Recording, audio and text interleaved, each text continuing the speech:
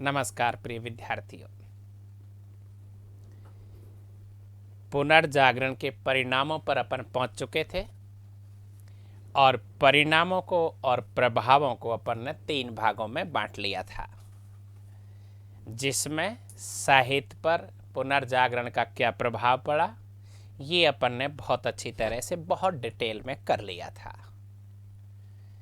कला पर क्या प्रभाव पड़ा और विज्ञान पर क्या प्रभाव पड़ा। अब आपका अंतिम 2 प्रश्न बचे हैं, कला पर प्रभाव और विज्ञान पर प्रभाव। आप एक बार कला को पढ़ने से पहले यह जान लें कि हम लोगों ने तीनों की विशेषताएं अलग कर रखी है। साहित्य की क्या विशेषता थी, कला की क्या विशेषता रहेगी और विज्ञान की क्या विशेषता रहेगी। साहित्य में जब अपन लोग गए थे तो आपने देखा होगा इटालियन साहित्य, फ्रेंच साहित्य, अंग्रेजी साहित्य, जर्मनिक साहित्य, स्पेनिश साहित्य और डच साहित्य आपने पढ़ा था। बहुत सारे साहित्यकार थे जिनकी 4-4, 5-5 किताबें थी, वो सब अलग कर ली। उसका आप एक बार वर्गीकरण कर लेना और सबको याद करके ही एग्जाम में जाना। अब आ जाइए किस पर, कला पर। तो सबसे पहले अपन कला का विभाजन करेंगे कि कला को कितने भागों में बांट देते हैं। तो माय डियर फ्रेंड्स, कला को अपन लोगों ने कितने भागों में बांटा है? लगभग 5 भागों में बांटा है। देखिए, स्थापत्य कला, ए स्थापत्य कला, बी वास्तुकला, सी चित्रकला, डी मूर्तिकला और ई आपका संगीत कला। पुनर्जागरण कालीन कला पर क्या प्रभाव पड़ा? पुनर्जागरण कालीन परिणाम चल रहे हैं ये अभी, और परिणामों में बहुत इंपॉर्टेंट पॉइंट पर अपन आ चुके हैं। स्थापत्य कला की क्या विशेषता थी, वास्तुकला की क्या विशेष, सबकी विशेषता अलग अलग करनी है। दोबारा बोल रहा हूँ, IAS-RS बनने के लिए net JRF college lecture first grade पढ़ने के लिए विस्तार की आवश्यकता होती है। तो देखिए, सबसे पहले ये 5 पॉइंट आपने अच्छी तरह से दिमाग में बैठा ली। वापस स्थापत्य कला, वास्तुकला, चित्रकला, मूर्तिकला और संगीत कला। स्थापत्य कला सब में सबसे पहले क्या आएगा? इनकी विशेषता आएगी, और विशेषता के बाद में स्थापत्य कला के उदाहरण आएंगे, वास्तुकला के उदाहरण आएंगे, चित्रकला के उदाहरण आएंगे, विद्वान आएंगे, साहित्यकार आएंगे, पेंटर आएंगे, इंजीनियर आएंगे, जो आपने सुन रखे हैं।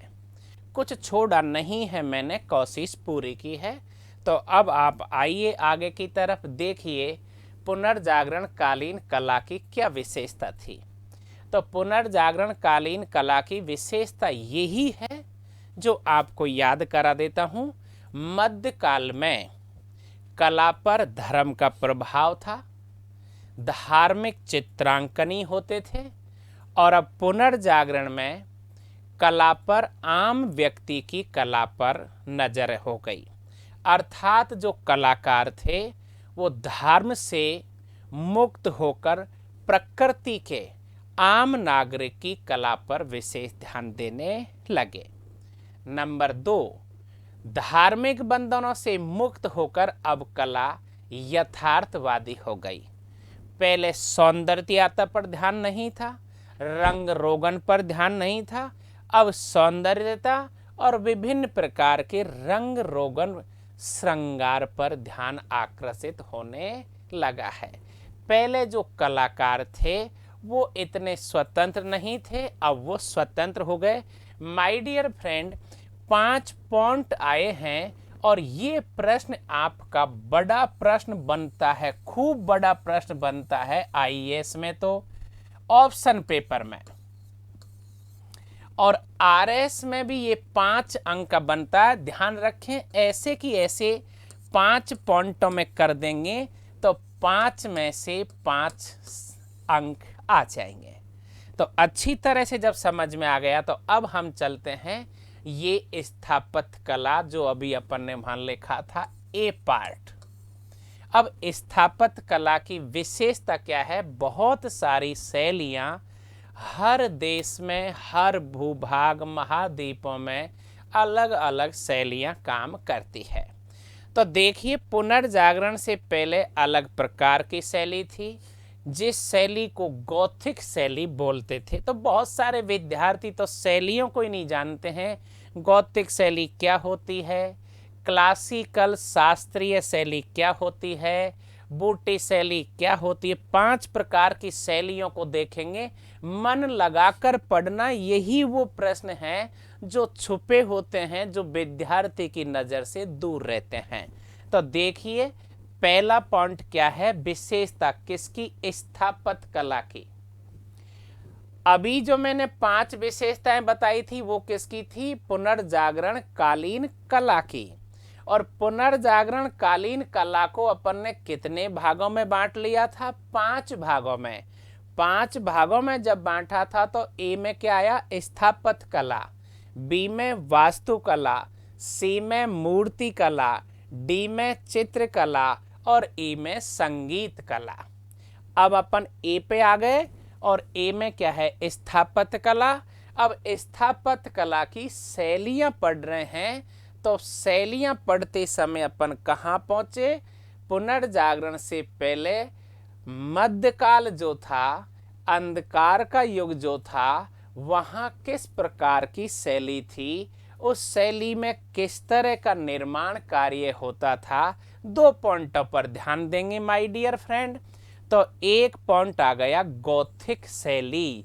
तो अब ये याद हो जाना चाहिए कि पुनर्जागरण से पहले गौथिक शैली जो है, इसमें किस तरह का निर्माण होता था। इमेज के द्वारा समझा देता हूं। ये जो निर्माण होता था, ये नुकीले, देखो कितने नुकीले ऊपर, इसमें तो कम है इस चित्र में, लेकिन बहुत सारों में इस तरह से ऊपर नुकीले होते हैं। तो अब इसमें क्या है? देखो, एक तरह से नुकीले मेहराबों का प्रयोग होता था। किसमें? नंबर 1 गौथिक शैली में क्या होता था? नुकीले मेहराबों का प्रयोग। नुकीले मेहराबों का प्रयोग याद हो गया। दूसरा है अर्ध गुंबद। देखो, गुंबद ऐसे गोल होती है यूं, लेकिन ये गुंबदें आपको कैसी दिख रही है? देखो, अर्ध गुंबद। तो गौथिक शैली की 2 विशेषता है। यहाँ जो आप भवन निर्माण कला है वो उसके क्या है? नुकीले। इस शैली में मेहराब जो हैं, ये मेहराब नुकीले सीधे जा रहे हैं। दूसरा, इसमें दूसरा जो पॉइंट आपका हो गया, सेकंड पॉइंट, वो हो गया अर्ध गुंबद। गुंबद गोल होती है यूं, और ये देखो आपका निशाना अर्ध गुंबद की तरह। गौथिक शैली जो मध्य युग में कला में कार्य होता था। 2 पॉइंट याद हो गए। एक, इसकी वास्तुकला, इसके भवन निर्माण जो है वो नुकीले मेहराबों का प्रयोग होता था इस शैली में। दूसरा, अर्ध गुंबद का प्रयोग होता था। यह शैली बर्बर शैली भी कहलाती थी। चलो क्लियर करो, याद कर लो कि गौथिक शैली जो मध्य युग में स्थापत्य कला के क्षेत्र में था, इस तरह के भवन निर्माण प्रचलित थे। अब हम चलते हैं माय डियर फ्रेंड, गौथिक शैली के बाद में सीधे पहुंचते हैं अब हम पुनर्जागरण काल में दूसरी जो शैली आ चुकी है, उस शैली का नाम है क्लासिकल शैली। क्या नाम है मित्रों? क्लासिकल शैली। और इस क्लासिकल शैली को शास्त्रीय शैली के नाम से भी जाना जाता है। तो अब अपने आप देख लीजिए, ये वो तरीका है जो क्लासिकल शैली है। इसमें क्या है? श्रृंगार है, फूल पत्ते हैं, बेल बूटे हैं, मतलब एक सौंदर्यता है। तो मध्य युग में गौथिक शैली थी। पुनर्जागरण काल में गौथिक शैली के स्थान पर क्लासिकल शैली, जिसे शास्त्रीय शैली कहते हैं, जिसके उदाहरण आप हैं तो नंबर 1 श्रृंगार, सज्जा ज़्यादा थी, विशालता और भव्यता ज़्यादा थी, और सौंदर्यता फूल पत्तियाँ ज़्यादा थी। आप देखिए ये आपको उदाहरण दिख रहे होंगे, कितना सौंदर्य है, कितना तरीका बदल चुका है माय डियर। ये हो गया है आपका क्लासिकल शैली। तीसरा पॉइंट जो आता है, जो विद्यार्थियों से छुपा हुआ है, उसे हर कोई नहीं पकड़ पाता, और वो 3 शैलियां हैं, एक डोरिक नाम से, आयोनिक नाम से और कोरिंथन नाम से। देखो, गौथिक शैली तो अधिकांश विद्यार्थियों ने समझ लिया, सुन लिया। क्लासिकल शैली, जिसे शास्त्रीय शैली कहते हैं, इसे भी समझ लिया और सुन लिया, पहले से ही पढ़ते थे हम लोग। लेकिन जो मैं ये बता रहा हूँ, ये बहुत भीतर किताब में से, एनसीईआरटी में से लेना होता है। और वो कौन सी है? डोरिक शैली, आयोनिक शैली और कोरिंथन शैली। अब इस शैली के जो भवन निर्माण हैं, आप देखो, ये आपको राजस्थान और भारत में भी देखने को मिलते हैं। ये तो है डोरिक शैली, ये आयोनिक शैली और ये कोरिंथक शैली। 3 शैलियों का जो इमेज आपको समझाई जा रही है, इससे आप चित्त में अच्छी तरह से बैठा लें। आगे बढ़ते हैं माय डियर। पहला गौथिक शैली, क्लासिकल शैली, 3 शैली जो आपको डोरिक, आयोनिक, कोरिंथियन बताया। और अब आपकी छठा है फ्लोरेंस शैली। फ्लोरेंस शैली को तो क्या कहेंगे, ज़्यादातर निर्माण फ्लोरेंस शहर में जो हुआ था, उसे फ्लोरेंस शैली कहते हैं। विशालता, सुंदरता, ये भवन निर्माण आपको दिख रहे होंगे। और फिर 7वीं शैली का नाम है उम्ब्रियन शैली। क्या नाम है? उम्ब्रियन शैली। और इस शैली के जो प्रसिद्ध चित्रकार हैं, वो है पिएट्रो पेरुजिनो। पिएट्रो पेरुजिनो लिख लें, आप रफ वर्क करें। और ये जो शैली है उम्ब्रियन शैली, ये इस प्रकार की, इसमें बहुत विशाल, अपने जैसे फतेहपुर सीकरी का दरवाजा है, इस तरह के बड़े बड़े दरवाजे हुआ करते थे। Okay my dear friends. और अब लास्ट में वेनेशियल शैली, 8वीं शैली जो है, इसे अपन शीशों में देखते हैं। बड़ी बड़ी होटल राजा महाराजाओं के यहाँ जब होता है, तो ये देखो शीशे के चारों तरफ इस तरह का ये निर्माण है। ये क्या कहलाता है माय डियर फ्रेंड? वेनेशियल शैली। आपने 8 शैलियों के नाम याद किए। दोबारा, पहला गौथिक शैली, दूसरा क्लासिकल शास्त्रीय शैली, तीसरा डोरिक, चौथा आयोनिक, 5वां कोरिंथन, 6ठा फ्लोरेंस, 7वां उम्ब्रियन शैली और 8वां वेनेशियन शैली। ये 8 प्रकार की जो शैली है। अब आप ये देख लेना, ये मैं बहुत डिटेल में आपको बता रहा हूँ। पुनर्जागरण कालीन प्रमुख शैलियों की व्याख्या कीजिए। बताओ, ऐसा सवाल आ जाए तो हमारे विद्यार्थी आराम से करेंगे, आम विद्यार्थी पर ये नहीं होगा। अब एक पॉइंट, एक टॉपिक, छोटा सा शब्द है अलग से, सांतो। क्या है? सांतो। तो फ्रांस के जुआर प्रांत में सामंतों के जो निवास स्थान थे, सामंत जहां निवास करते थे, उस शब्द को सांतो के नाम से जाना जाता था। तो प्रिय विद्यार्थियों, स्थापत्य कला की आपकी 8 शैलियों का आपका वर्णन हुआ। आपने पिकों के द्वारा देखा, इनको बार बार और देख लेना। ऐसे सवालों में हम लोग कभी भी चोट नहीं खा सकते डिटेल में पढ़ने से। अब आप पहुंच चुके हैं पुनर्जागरण कालीन दूसरा पॉइंट, वास्तुकला पर।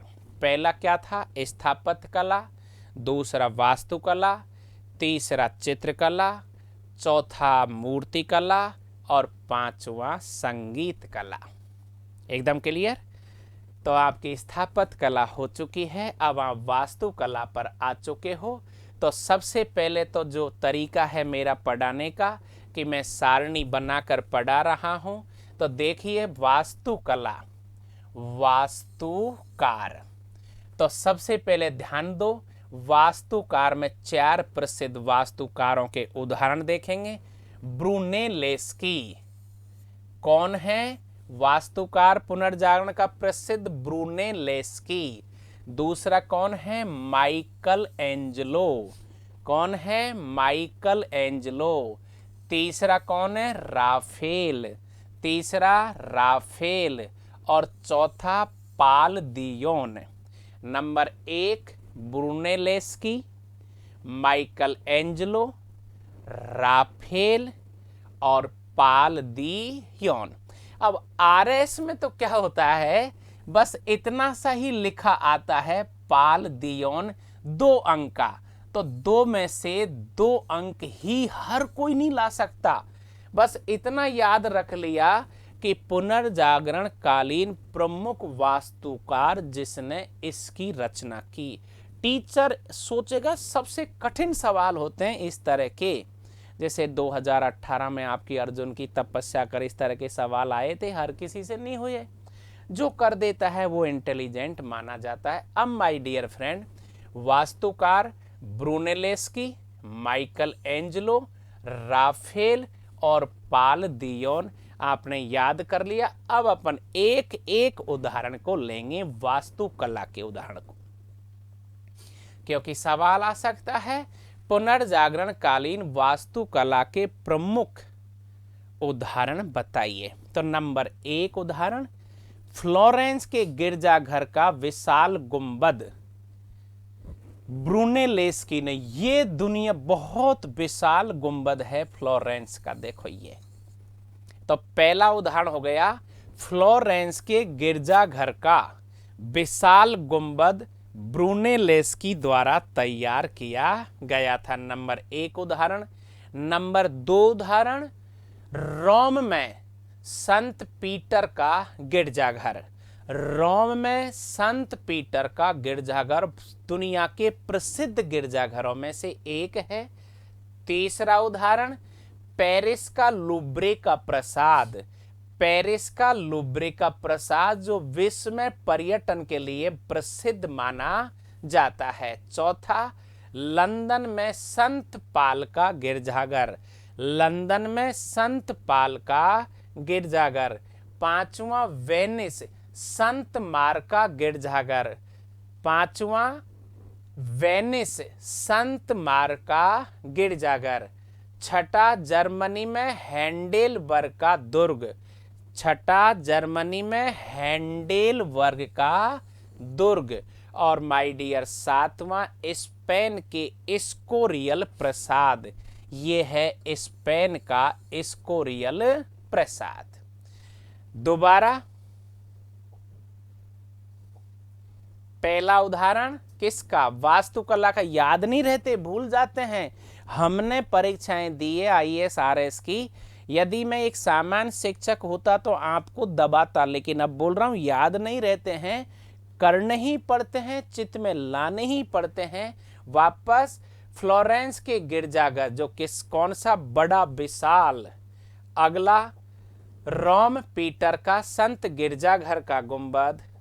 तीसरा, पेरिस लुम्ब्रे का प्रसाद चित्त में आ जाता है, इसलिए बहुत मेहनत से इनको निकाला है और आपको समझाने के लिए।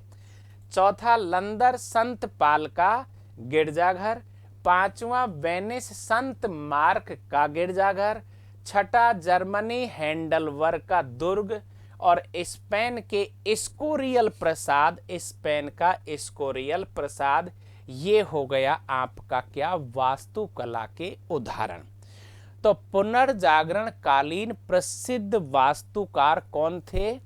ब्रूनोलेस्की, माइकल एंजेलो, राफेल। ये कौन है? प्रसिद्ध। अब आप देखिए पुनर्जागरण कालीन चित्रकला की विशेषता। तो अब हम कहां पहुंच गए? सी पर। ये हो गया सी। और आप लोगों ने देखो स्थापत्य कला को कर लिया है, वास्तुकला को कर लिया है, और अब अपन पहुंच चुके हैं चित्रकला पर। किस पर पहुंचे हैं? चित्रकला पर।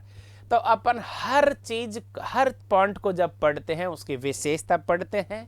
तो चित्रकला की विशेषता यह है, इस युग में चित्रकला पर देखो मानववाद, व्यक्ति मानव, सामान्य मानव, क्लासिकलवाद, शास्त्रीयता, सहिष्णुता का प्रभाव पड़ा था। अब कला पर क्या हुआ? धर्म का प्रभाव कम हो गया और आम जन जीवन, लौकिक जीवन से संबंधित मौलिक और यथार्थ मानव की मनोभावनाएं, आदमी कैसे देख रहा है, कैसे सोच रहा है, क्या नजरिया है, क्या दृष्टिकोण है, कैसे निहार रहा है, बच्चा क्या सोच रहा है, कैसे खेल रहा है, इस तरह की चित्रांकन अब आपको देखने को मिलेंगे। 2 नंबर का ये सवाल आ सकता है, 5 नंबर का आ सकता है, ध्यान रखेंगे, विशेषताएं याद हो चुकी है। अब आइए, इस काल में तीसरी विशेषता है प्रकाश छाया रंगों का ज्यादा आकृति आदि का प्रयोग हुआ था।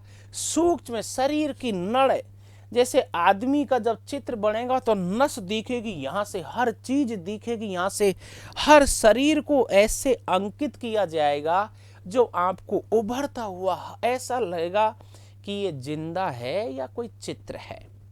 तो इस प्रकार से माय डियर फ्रेंड, अब आप आ जाइए पुनर्जागरण कालीन प्रमुख चित्रकारों पर। प्रमुख चित्रकारों पर याद करोगे, Giotto, Fra Angelico, Lucas, El Greco, Leonardo da Vinci, Michelangelo, Masaccio, Hans Holbein, Rubens, Botticelli, Raphael, Titian, Durer, Frans Hals Rembrandt और पिएट्रो पेरुजिनो। अब ये क्या है? सब चित्रकार। कहीं मन ही मन में ये मत कहना कि सर इतना याद करना है, करना तो सभी याद है। जब याद होगा तो अपन टॉप रैंक लाएंगे, तो जिंदगी भर एसडीएम कहलाएंगे, जिंदगी भर राजा की तरह रहेंगे। वापस, Giotto, Fra Angelico, Lucas, El Greco, Leonardo da Vinci, Michelangelo, Masaccio, Hans Holbein, Rubens, Botticelli, Raphael, Titian, Durer, Frans Hals Rembrandt और पिएट्रो पेरुजिनो, ये कौन है? पुनर्जागरण कालीन चित्रकार, जिनको आपको रटना ही है, याद करना ही है। और अब आ जाइए एक एक पर। सबसे पहले जिएटो। कौन आ गया? जिएटो। तो जिएटो किस तरह का व्यक्ति है?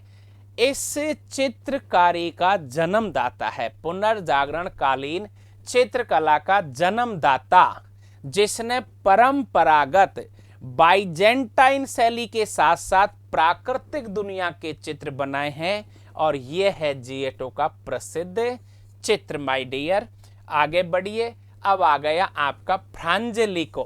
कौन आ गया? फ्रांजेलिको का जो ये है आपका फ्रांजेलिको, और इन्होंने जो चित्र बनाया है बाइबिल का चित्र है। सेंट मोनेस्ट्री के कक्ष की दीवार पर बाइबिल का चित्र किसने? फ्रांजेलिको ने। आगे बढ़िए। बोटिसेली, ये फ्लोरेंस शैली को ज्यादा पसंद करता था। ध्यान दीजिए, फ्लोरेंस शैली इस तरह की होती है। मोसेसियो, मोसेसियो क्या था? यथार्थवादी कलाकार था, वास्तविकता को ज्यादा पकड़ता था। मतलब कला ऐसी बनाता था जैसे आपके पैरों में किस तरह पीढ़ियां हैं, किस तरह घुटने हैं, किस तरह के क्या है, एक एक चीज को दिखा देता था। और ये है माइकल एंजेलो, जो प्रसिद्ध व्यक्ति है। इनका जो चित्र है बहुत प्रसिद्ध है भाई। ये रोम में कैथेड्रल के गुंबद की रूपरेखा है। ये रोम में ये है इनका एक प्रसिद्ध चित्र, जो आपको दिख रहा होगा कि यार ये चित्र है या क्या है। बहुत प्रसिद्ध है। माइकल एंजेलो को तो आप सब लोग जानते ही हैं पहले से भी, क्योंकि वास्तुकार था और चित्रकार भी था। अब ये जो चित्र किया है माइकल एंजेलो ने। इनका सबसे प्रसिद्ध चित्र तो मित्रों ये लास्ट जजमेंट है। क्या है? लास्ट जजमेंट है। अब इस तरह का आपको मैं थोड़ी देर पहले कह रहा था ना कि ये किस तरह के चित्रांकन करते हैं, बॉडी जैसी होती है ऐसा दिखाना कितना कठिन है। एब्स दिखा रखे हैं, यहाँ पर आप देखो नस किस तरह से दिखा रखी है, पैर किस तरह से दिखा रखे हैं, ये कितने प्रसिद्ध, यूं ही नहीं होता। विश्व लेवल पर जाना कितना कठिन है, ये है वो चित्रांकन जो कभी आप सोच सकते हो क्या। तो माय डियर, अब आता है माइकल एंजेलो के बाद में राफेल। इनका प्रसिद्ध जो चित्र है वो सिस्टाइन मैडोना है। क्या है? सिस्टाइन मैडोना, जो एक वात्सल प्रेम, मातृत्व का प्रेम। देखो कैसे एक बच्चे को ये गोद में ले रखा है, याद कर लो। सिस्टाइन मैडोना का चित्र बहुत प्रसिद्ध है। अब आप उस काल की बात है, ये कब की बात है बताओ? आज से 500-600 साल पहले के ऐसे चित्र बनाने वाला व्यक्ति अमर हो गया। जिंदगी भर ऐसे चित्र देखे जाएंगे, बिक रहे हैं। तो माइकल एंजेलो के बाद राफेल हुआ। राफेल के बाद अब जिसकी यहाँ पे इंतजार कर रहे हैं वो आ चुका है लियोनार्डो दा विंची। ये एक कलाकार है, इंजीनियर है, वैज्ञानिक है, साहित्यकार है, भूगोलवेता है। दुनिया में जितने भी शब्द होते हैं किसी व्यक्ति के लिए वो सब इसके लिए लागू होते हैं।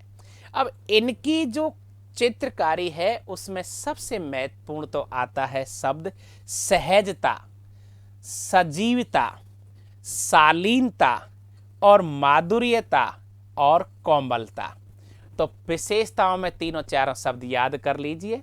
सहजता, सजीवता, माधुर्यता, कोमलता लियोनार्डो दा विंची की एक खास विशेषता।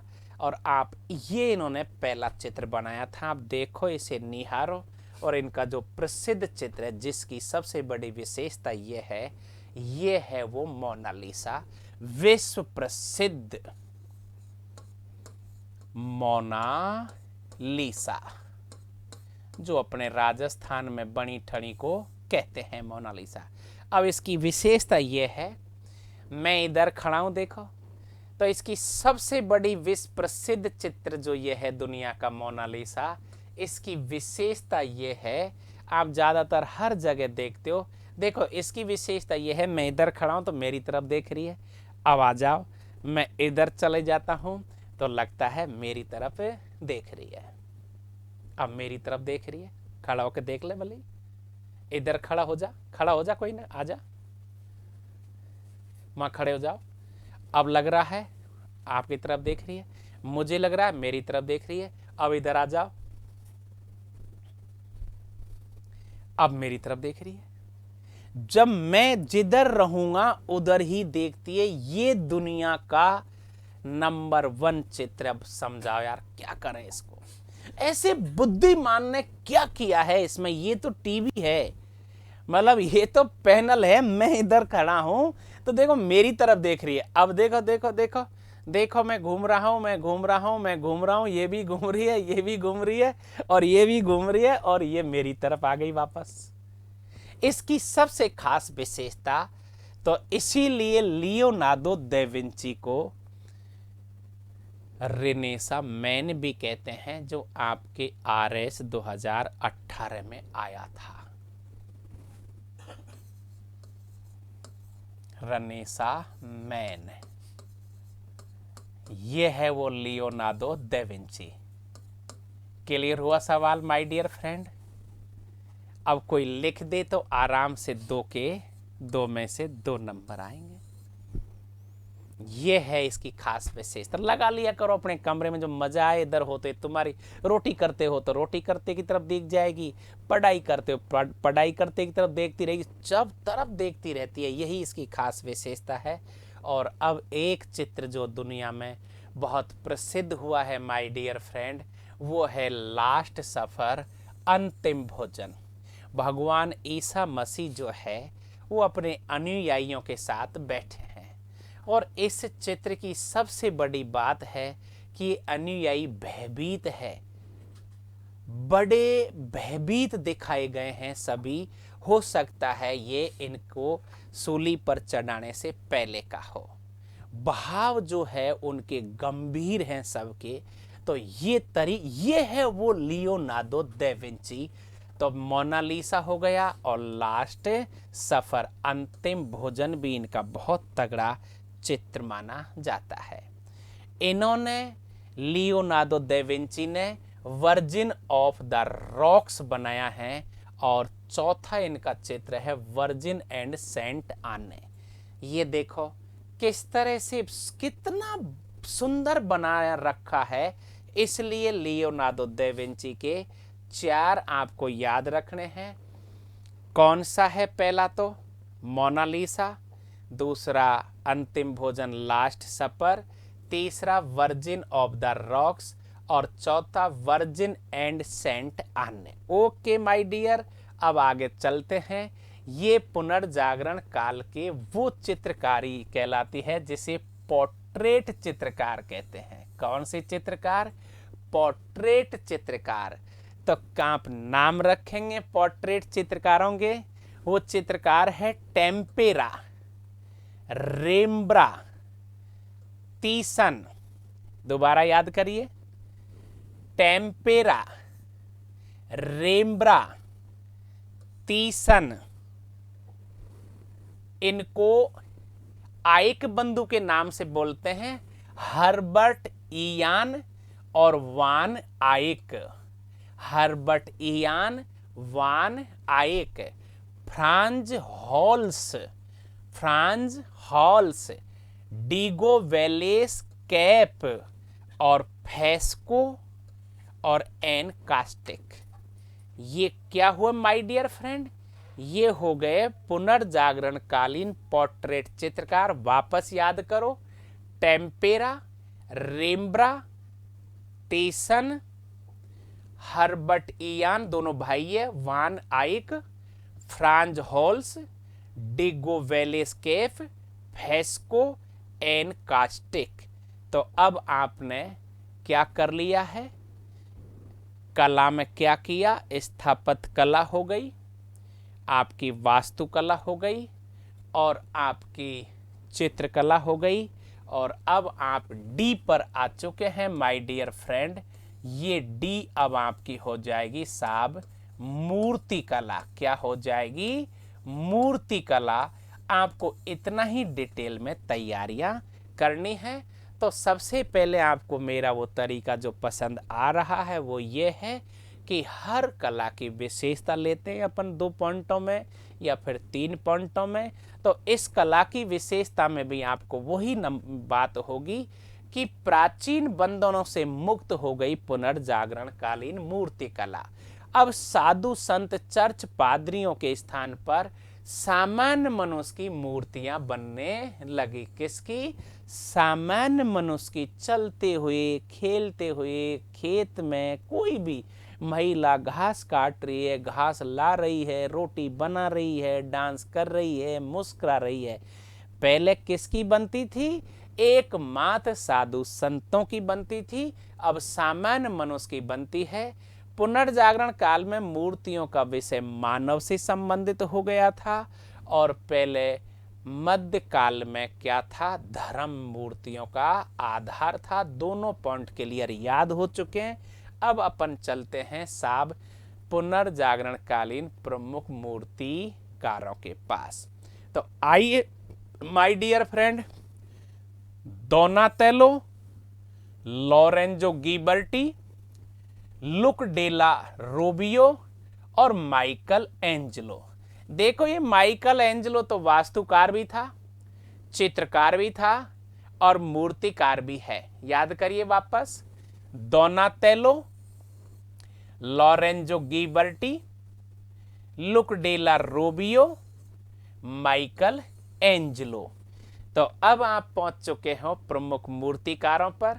तो डोनाटेलो जो है, तो डोनाटेलो ने जो मूर्ति बनाई है माय डियर फ्रेंड, वो प्रसिद्ध मूर्ति जो है एक वेनिस की संत मार्की आदमकद, वेनिस के संत मार्की आदमकद मूर्ति ये है डोनाटेलो की मूर्ति।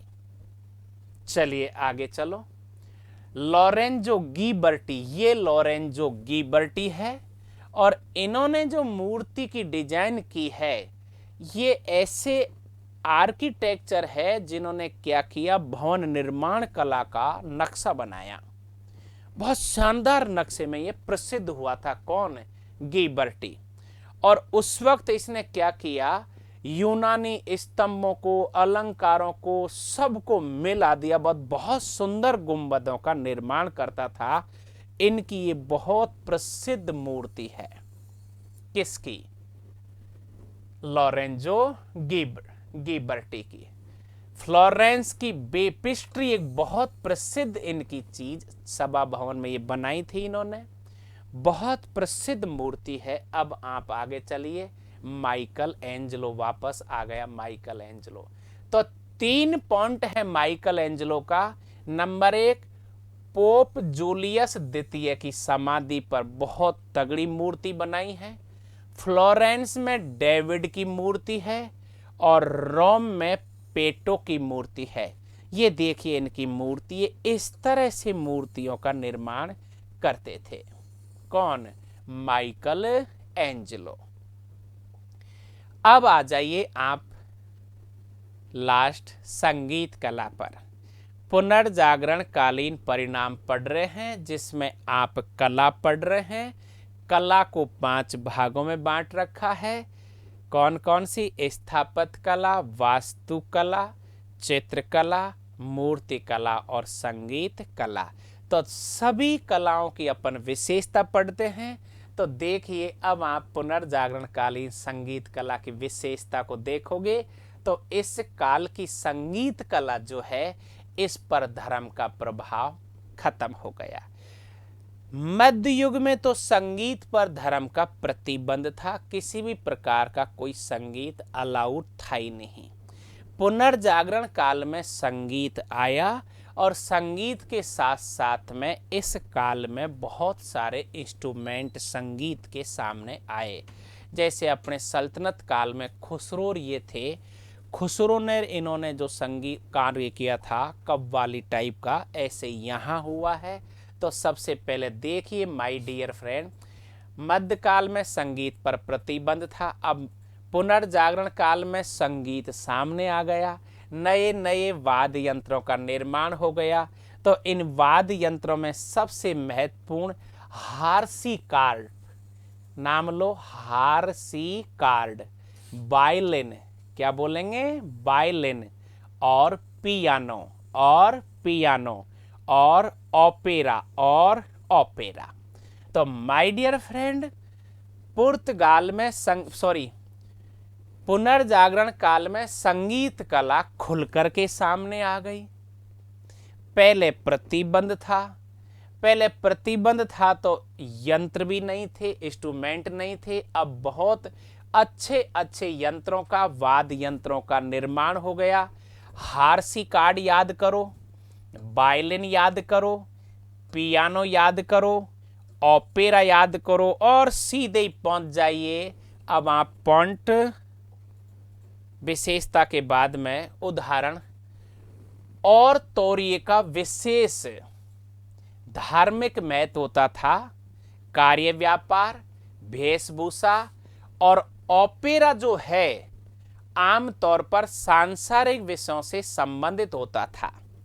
इसमें अभिनय, वेशभूषा, गायन और दृश्यावली का प्रयोग किया जा। जैसे अपने गांव में होता है ना कि रामलीला होती है, बहुत सारे कपड़े फेर लेते हैं, अलग अलग तरीके की बात है। अब आप आगे पहुंच जाइए। प्रमुख संगीतकार, अब 2 ही संगीतकार प्रसिद्ध है जो आपको याद करने हैं। एक तो प्रसिद्ध है साहब मस्किन दास, चलो याद हो जाएगा मस्किन दास। अब मस्किन दास जो है उसने स्वर व ताल के बारे में एक नवीन शैली को जन्म दिया है। ये देखो सभी किस तरह से बजा रहे हैं और ये है वो स्वर और ताल जो अपने आजकल होता है ना, जो अपन देखते हैं कि किस तरह से स्वर और ताल निकलता है पुनर्जागरण काल में, ये आपको चित्र दिखाई दे रहा है। पुनर्जागरण काल का सबसे प्रसिद्ध संगीतकार कौन हो गया माय डियर? मस्किन दास। कौन हो गया? मस्किन दास। और दूसरा जो संगीतकार है वो हो गया जियोवानी पोलेस्टाइन। जियोवानी पोलेस्टाइन। जियोवानी पोलेस्टाइन, इन्होंने भी सामूहिक संगीत का, इसे जन्मदाता कहते हैं, पोलेस्टाइन को सामूहिक संगीत का जन्मदाता। गिरजाघरों में जो प्रार्थना होती है सामूहिक, उसका निर्माण या विकास पोलेस्टाइन द्वारा ही किया गया है। प्रसिद्ध दो संगीतकार हो गए, एक मस्किन दास और एक पोलेस्टाइन। तो पोलेस्टाइन आप देखो किस तरह से भाव विभोर हो जाते हैं, इस तरह से ये ईसाई जगत के लोग आनंद लेते हैं। आपने टाइटैनिक फिल्म देखी होगी कि उस वक्त जब वो डूब रही थी तो किस तरह से लोग वहाँ पर संगीत से अपने आप को मोटिवेट कर रहे थे। ये दो संगीतकार हो गए। वापस चलते हैं, लास्ट कंप्लीट आपका ये टॉपिक हो चुका है कला का। तो संगीत कला हो गई, संगीत कला की विशेषताएं हो गई, मूर्ति कला हो गई। याद कर लो वापस, मूर्तिकारों में दोनातेलो, लोरेंजो गिबर्टी, लुक डेला रोबिया, माइकल एंजेलो। ये पढ़ने का हमारा तरीका होता था उस समय, याद करने का। कैसे याद करेंगे? आपके चित्रकार जो है उन्हें आप याद करोगे।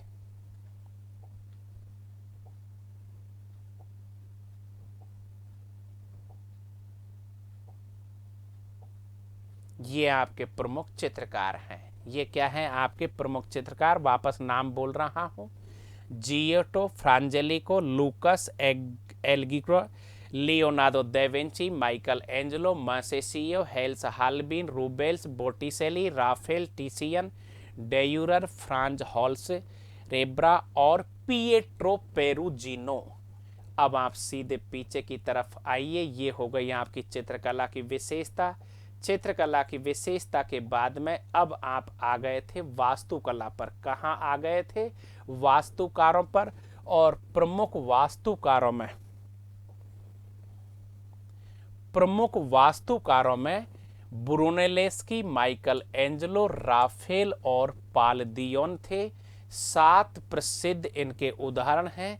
अब आप वापस पीछे की तरफ पहुंचिए, जहां आपकी स्थापत्य कला की शैलियां थी, जिनमें आपकी देखो गॉथिक शैली की बात हो गई थी, क्लासिकल शैली जिसे शास्त्रीय शैली कहते थे इसकी बात हो गई थी, डोरिक आयोनिक कोरिंथन शैली की बात हो गई थी, फ्लोरेंस शैली, उम्ब्रियन शैली और लास्ट में वेनेशियन शैली की बात हो गई थी। माय डियर फ्रेंड, इस प्रकार से जब शैलियों की बात हुई थी तो पुनर्जागरण कालीन कला की अपन लोगों ने विशेषता करी थी। और पुनर्जागरण कालीन कला को अपन ने 5 भागों में बांटा था: स्थापत्य कला, वास्तुकला, चित्रकला, मूर्ति कला और संगीत कला। अब लास्ट में आपका एक सवाल और बचा है। पुनर्जागरण कालीन परिणाम जो चल रहे हैं, इनमें आपके साहित्य को बहुत डिटेल में मैंने आपको बता दिया, बहुत डिटेल में आपकी किसको बताया? कला को बता दिया। और अब बहुत डिटेल में अगले पॉइंट पे आपको मैं विज्ञान में जो परिणाम हुए थे, विज्ञान में जो प्रभाव पड़े थे, ये मैं आपको बताने वाला हूँ। तो इंतज़ार करिए अगली क्लास का। Thank you very much. जय हिंद।